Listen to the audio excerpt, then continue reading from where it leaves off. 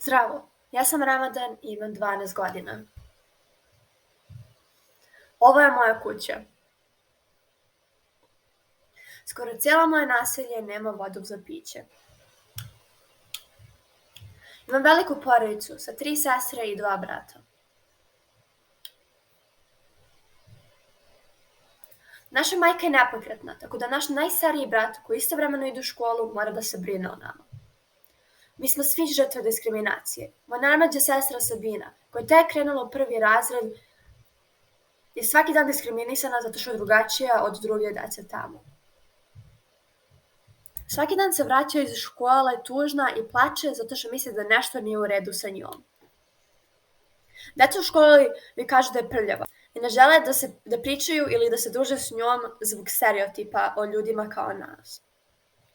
Uvijek joj se rugaju zato što ne dolazi svaki dan u školu, ali mi tokom tog vremena moramo da prosimo da bi imali večeru te noći.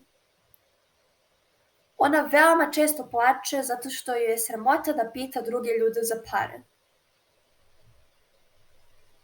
Ta ista deca koje se uvek rugaju su deca koje su dobila sve u životu i čiji roditelji imaju dosta para i mogu da im kupe najnovije igračke kao poklone. Volela bih da ta deca razumeju da je Sabina ljudsko biće kao oni i da i ona zaslužuje sve što su oni dobili.